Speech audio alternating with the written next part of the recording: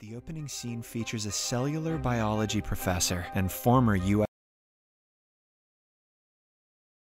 The opening scene features a cellular biology professor and former U.S. Army soldier named Lena, who is in a containment cell. She is being interrogated by the lab researchers in hazmat suits, while a large group of people are gathered outside listening in. One of the researchers, named Lomax, questions Lena about how she managed to survive her 2-month expedition, despite only having food for 2 weeks. In response, Lena says that she doesn't recall eating at all during the mission. Moreover, she claims that she stayed there only for a few days or a week. Lomax then inquires about the rest of her team members, but she remembers nothing. The scene then cuts to some years before the expedition, and we see a meteor soaring up in space before it makes its way into Earth's surface. It lands in a lighthouse in Florida and soon starts to emit a mysterious glow, gradually expanding its boundaries. 3 years after this event and sometime before the expedition, Lena is shown delivering a biology lecture to her students about cell division and its origin. After class, her colleague Daniel invites her to a barbecue at his house, but she turns him down with an excuse. She doesn't want Daniel's meat, smoked or otherwise. Daniel reminds her that it's been a year since she lost her husband, Kane, and that it's not disrespectful to his memory for her to spend some time with friends. However, Lena still declines the invitation and leaves. Back home, Lena sobs in memory of her husband, a Green Beret who was apparently killed in action. She then begins painting her bedroom when Kane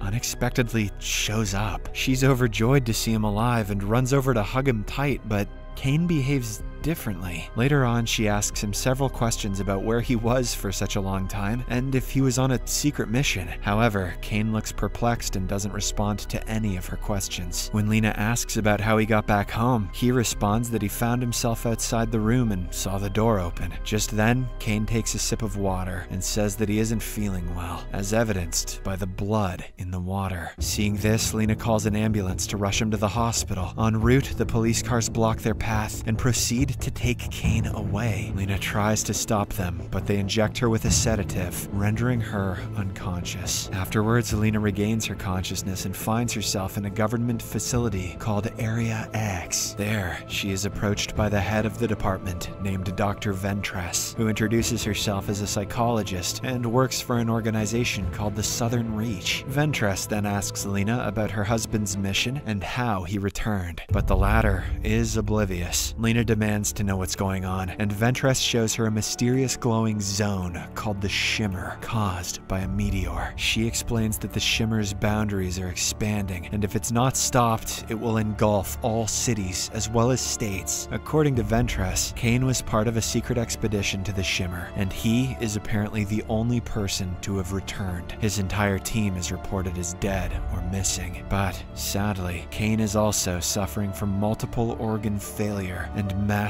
internal bleeding. Later that night, as Lena is recalling some happy memories spent with her husband, a paramedic named Anya approaches her. The latter introduces Lena to 2 of her friends, a geomorphologist named Cass and a postdoctoral physicist named Josie. Finally, Lena also introduces herself as a Johns Hopkins biologist. She soon discovers that they all will be entering the Shimmer, with Ventress leading the group. Lena asks the women what they think happened with the previous expeditions. In response, Anya speculates that those who entered the zone were either killed by something or they went insane and killed each other. When Cass mentions about a military personnel who was able to return, Lena stays silent and chooses not to reveal that it was her husband. The next morning, Lena approaches Ventress and requests to let her join them in the expedition, to which she agrees. In the next scene, all 5 women suit up and walk towards the Shimmer with guns in their hands. Surprisingly, as soon as they enter, they wake up in a tent 3 or even 4 days later. They have no recollection of what happened in the interim. They also discover that their navigation and signaling devices are no longer functional. After this, with the help of the sun and time, they all walk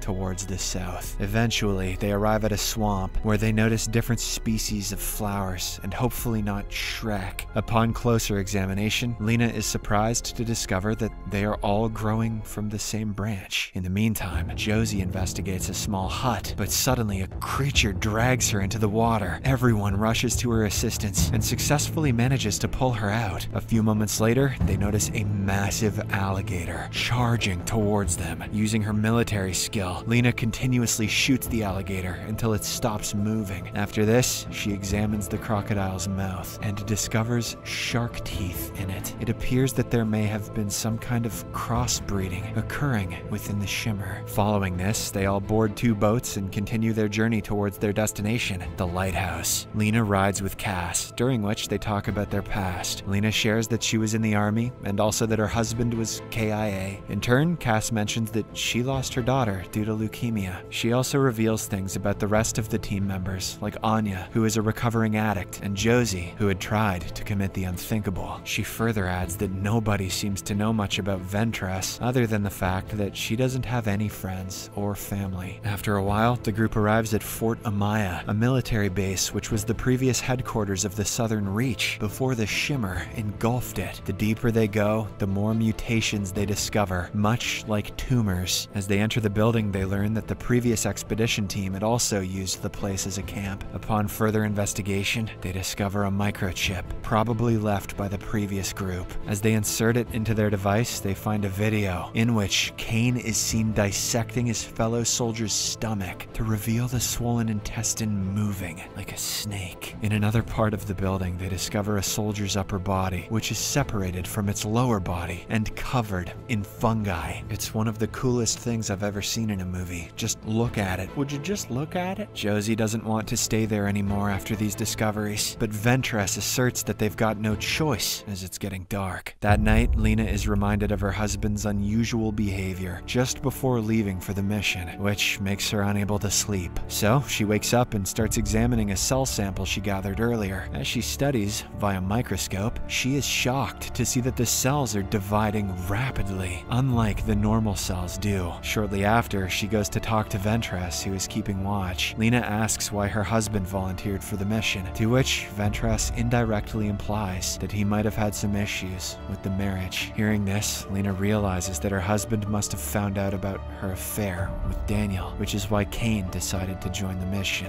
Oh, she smoked Daniel's meat, after all. Soon after, the 2 women are startled by a noise. Cass also wakes and comes over to investigate. While checking around, a massive bear-like creature appears from behind and takes Cass away. In the morning, Josie and Anya decide to return back to the facility because they've already been attacked twice. However, Ventress refuses to do so and prepares to head towards the lighthouse alone. Lena also wants to reduce her guilt by continuing, so she persuades Josie and Anya not to back out. Then they all follow Ventress and proceed forward through the forest. A while later, they come across Cass's shoe, prompting Lena to venture deeper alone. At one point, she notices 2 identical deers whose horns appear to be mutated with flowers. As she continues her search, she discovers Cass's mangled body lying by a tree. In the next scene, Lena returns to her team and informs them of the situation, after which they continue with their journey. When it starts getting dark, the group decides to stop, and in that location, they discover plants that have taken on a humanoid form. Josie then starts connecting the dots in her mind and theorizes that the shimmer functions as a prism, refracting anything that falls within its boundaries, including human DNA. According to Josie, this is the reason behind crossbreeding and mutation between different species. After this, they all walk to a nearby abandoned house to spend the night. The group falls asleep, except for Anya, who gets paranoid to notice her fingerprint moving. Just then, she discovers a picture of Kane in Lena's necklace and realizes that he's her husband. Sensing the betrayal, she attacks and knocks her out. Shortly after, Lena wakes up to find herself tied to a chair, along with Josie and Ventress. Anya accuses Lena for Cass's death and intends to kill her, but right then, they hear Cass's crying voice, asking for help, prompting them to rush to it. The next thing the group hears is a roaring sound. Shortly after, the same colossal and mutated bear enters the house and starts circling them. It turns out that Cass's voice is coming from the same bear because of the gene fusion. The bear, with the horrifying sound of Cass's voice, says,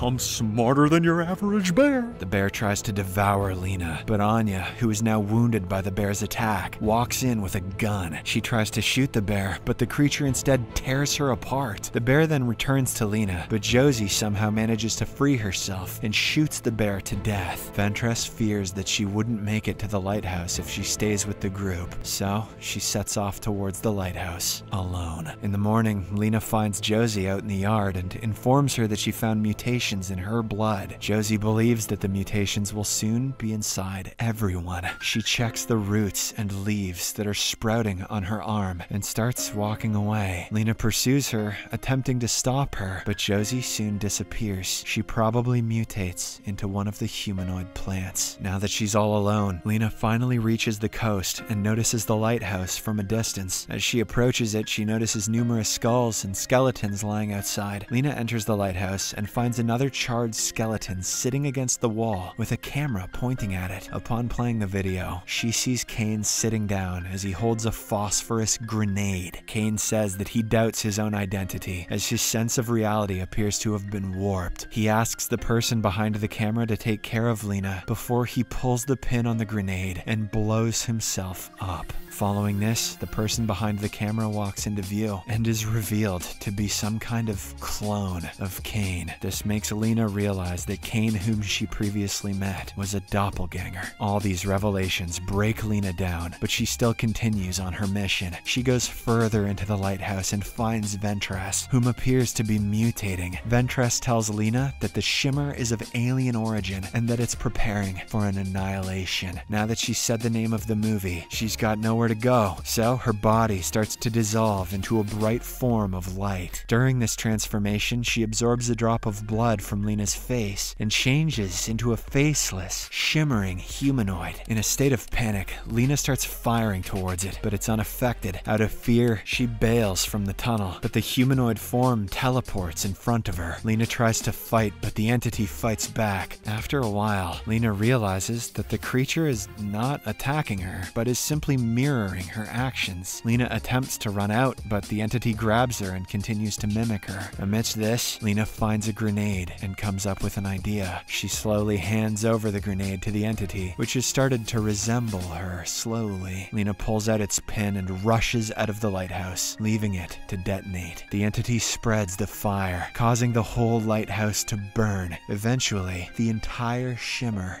fades away. The scene then cuts to the ongoing interrogation back in the present. Lomax, who thinks that it was an alien, asks what they wanted. In response, Lena claims that they didn't want anything, as they were simply mutating everything to create a new environment. Following this, Lomax tells her that after the shimmer disappeared, Kane recovered on his own. Lena then goes to his room and asks if he is really Kane, which he doubts. However, he recognizes her as Lena, and they share a hug. As they continue to embrace, their eyes shimmer, indicating that they are both mutated. If you dug that premise but thought the ending was pretty bad, try checking out the book that the story's based on. It's by an author named Jeff Vandermeer, and it's still very weird, but it's amazing. Subscribe for more videos like this, turn on notifications, and leave a like to help the channel out. Thank you for watching.